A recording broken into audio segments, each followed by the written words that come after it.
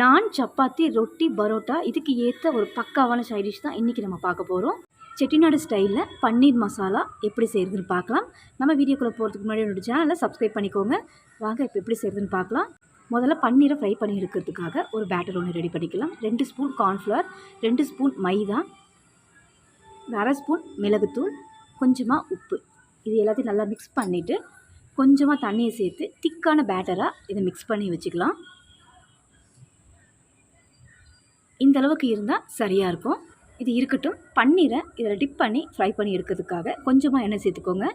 25 ml எண்ணெய் சேர்த்துக்கிறேன். எண்ணெய் சூடானதும் 100 கிராம் பன்னீரை க்யூபாக கட் பண்ணி எடுத்துருக்கேன். இது நல்லா டிப் பண்ணி இந்த எண்ணெயில் ஃப்ரை பண்ணி எடுத்துக்கலாம்.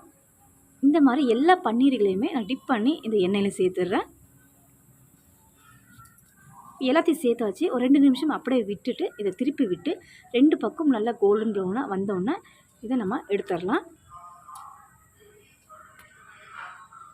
2 பக்கம் நல்லா குக் ஆயிடுச்சு. இதை பிளேட்டுக்கு எடுத்து வச்சுட்டு நம்ம மசாலா செய்ய ஆரம்பிச்சிடலாம். இந்த பன்னீர் எல்லாத்தையும் எடுத்துகிட்டு அதே கடாயில் ஒரு 4 ஸ்பூன் எண்ணெய் இருக்கும், அதுவே போதுமானது. 1 துண்டு இஞ்சும் 4 பல்லு பூண்டும் நீட்டு வாக்கில் விட்டு சேர்த்துக்கலாம். இது ரெண்டும் நல்ல கோல்டன் ப்ரௌனாக வரணும். அந்த அளவுக்கு நல்லா வதக்கி எடுத்துக்கலாம். இந்த அளவுக்கு. இப்போ இதுலேயே 2 பெரிய சைஸ் வெங்காயம் ரொம்ப பொடியாக நறுக்குனதாக சேர்த்துக்கலாம். நீங்கள் ரொம்ப பொடியாக நறுக்க முடியல அப்படின்னா நீங்கள் பேஸ்ட்டாக கூட சேர்த்துக்கலாம். இதையும் நல்லா கலர் மாறி வரணும், நல்லா ப்ரௌனாக மாறி வரணும். அப்போ தான் டேஸ்ட் நல்லாயிருக்கும். இந்த அளவுக்கு வெங்காயம் வதங்கினது போதுமானது. இப்போ இதில் தக்காளி சேர்த்துக்கலாம். 2 பெரிய சைஸ் தக்காளி பொடியாக நறுக்கினதாக சேர்த்துக்கிறேன். தக்காளியை நல்லா ட்ரையாக வதக்கி எடுத்துக்கோங்க. தக்காளியோட சாறு இருக்கக்கூடாது, அந்தளவுக்கு ட்ரையாக வதக்கிக்கோங்க. இப்போ தக்காளி நல்லா வதங்கிறதுக்குள்ளே இதுக்கு ஒரு மசாலா ஒன்று அரைச்சிக்கலாம். மிக்ஸி ஜாரில் 1 கைப்பிடி அளவுக்கு தேங்காய், இது கூடவே 5 முழு முந்திரியாக சேர்த்துக்கிறேன். இதை முதல்ல நரன்னு அரைச்சி எடுத்துக்கோங்க. இந்த மாதிரி. இப்போ இதில் ஒரு 2 ஸ்பூனுக்கு மட்டும் தண்ணி சேர்த்துக்கோங்க. ரொம்ப தண்ணி வேணாம். இதையும் ரொம்ப நைஸாக அரைச்சி எடுக்காமல் குறப்பாக அரைச்சி எடுத்துக்கணும்.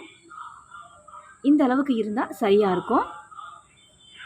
இப்போ இது இருக்கட்டும். தக்காளி வதங்கிருச்சா அப்படிங்கிறது பார்த்துட்டு நம்ம மசாலாஸ்லாம் ஆட் பண்ணிக்கலாம். தக்காளி நல்லா ட்ரையாக வதங்கிருச்சு. இப்போ இதில் மசாலா சேர்த்துக்கலாம். 1/4 ஸ்பூன் மஞ்சப்பொடி, 1/2 ஸ்பூன் சில்லி பவுடர், அதே அளவுக்கு தனியாத்தூள், கரம் மசாலா 1/2 ஸ்பூன், இதெல்லாத்தையும் சேர்த்து நல்லா இதை மிக்ஸ் பண்ணி விடுங்க.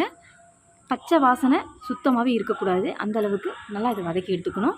இப்போ இதில் இந்த டிஷ்ஷுக்கு தேவையான உப்பையும் சேர்த்து நல்லா வதக்கி எடுத்துக்கலாம். தேவையான அளவுக்கு உப்பை சேர்த்தாச்சு. இதை நல்லா மிக்ஸ் பண்ணி விட்டு மூடி விட்டு 10 நிமிஷம் மீடியம் ஃப்ளேமில் வச்சு பார்க்கலாம். பாருங்க ஃப்ரெண்ட்ஸ், நல்லா எண்ணெய் பிரிஞ்சு வந்திருக்கு. இந்த அளவுக்கு வரணும் ட்ரையாக. இப்போ இதில் அரைச்சி வச்சுருந்த அந்த தேங்காய் விழுதை இதில் சேர்த்துக்கலாம். டேஸ்ட்டு பார்த்திங்கன்னா வேறு லெவலில் இருக்கும். இப்போ இதெல்லாம் சேர்த்துட்டோம். இதையும் சேர்த்து ஒரு 2 நிமிஷத்துக்கு மிக்ஸ் பண்ணி விடுங்க. தேங்காய் சேர்த்து ரொம்ப மிக்ஸ் பண்ண வேணாம். ஒரு 2 நிமிஷம் மிக்ஸ் பண்ணி விட்டால் போதும். இப்போ நல்லா மிக்ஸ் பண்ணி விட்டு நம்ம அந்த ஃப்ரை பண்ணி வச்சுருந்த பன்னீரை இதில் சேர்த்து நல்லா மிக்ஸ் பண்ண வேண்டியது தான். இப்போ நல்லா மிக்ஸ் பண்ணியாச்சு. இப்போ பன்னீரை ஆட் பண்ணிடலாம். பன்னீரில் இந்த மசாலா நல்லா இறங்கி வரணும். நல்லா மிக்ஸ் பண்ணி விடுங்க. நான் தண்ணி சேர்க்காதனால ட்ரையாக இருக்கிறதுனால கூட கொஞ்சம் நேரம் இதை நல்லா மிக்ஸ் பண்ணி விட வேண்டியதாக இருக்கும். நீங்கள் கிட்டத்தட்ட ஒரு 5 நிமிஷம் மீடியம் ஃப்ளேமில் வச்சு இதை நல்லா மிக்ஸ் பண்ணி விடுங்க. நல்லா மசாலாலாம் இறங்கி வந்துடும்.